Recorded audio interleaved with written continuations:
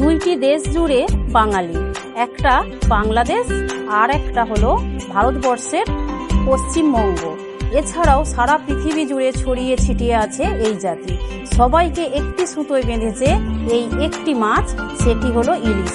ইলিশ মাছ বাঙালির ঐতিহ্য, বাঙালির আবেগ। কত সাহিত্য রচনা হয়েছে এই ইলিশকে নিয়ে। ইলিশে গুঁড়ি, ইলিশে গুঁড়ি, ইলিশ মাছের ডিম, ইলিশে গুঁড়ি, ইলিশে গুঁড়ি, দিনের বেলায় হিম।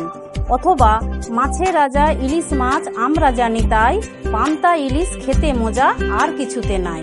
আবার বুদ্ধদেব বসু অমর করে রেখেছেন তার ইলিশ কবিতার মাধ্যমে কত কবিতা। আজ বহু পুরানো একটি রেসিপি আমি শেয়ার করতে চলেছি, সেটা যেমন সুন্দর নাম তেমনই সুন্দর খেতে। নামটি হলো ইলিশের উল্লাস। তো চলুন আমি রেসিপিটা আপনাদের শেয়ার করি। প্রথমে একটি মাছ নিয়েছি, দেখুন। এবার আমি কেটে ধুয়ে নিয়ে চলে এসেছি। প্রথমে মাছে আমি লবণ মেখে নেব, আর কিছুই না।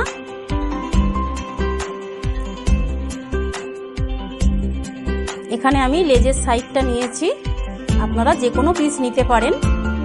এবার একটা আমি মিশ্রণ রেডি করব।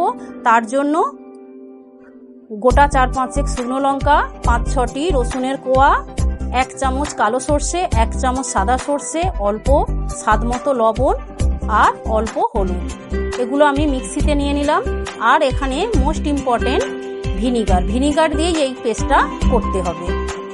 এটাই হলো ইলিশের উল্লাসের আসল ব্যাপার। মিশ্রণটা রেডি। তো যে পাত্রে রান্নাটা হবে তাতে ঢেলে দেব, আর যৎসামান্য মিক্সি ধোয়া জল দেবো। ব্যাস, আর কোনো প্রকার জল দেওয়া যাবে না রান্নাতে। এবার 4-5 চামচ সরিষার তেল দিয়ে দেব। বেশ ভালো করে মিশিয়ে ছেড়ে দেব লবণ মাখানো মাছগুলি।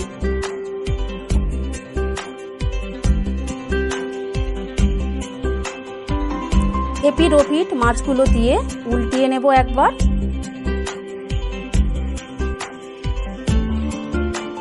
এখনো কিন্তু আমি আঁচ জ্বালাইনি। এবার আমি ঢেকে মিনিট 10 স্লো ফ্লেমে হতে দেব।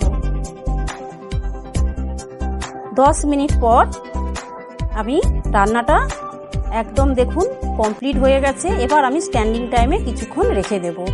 এই অনবদ্য রেসিপিটি আপনারা বাড়িতে অবশ্যই বানাবেন, আর অপেক্ষা শুধু গরম ভাতে পরিবেশন।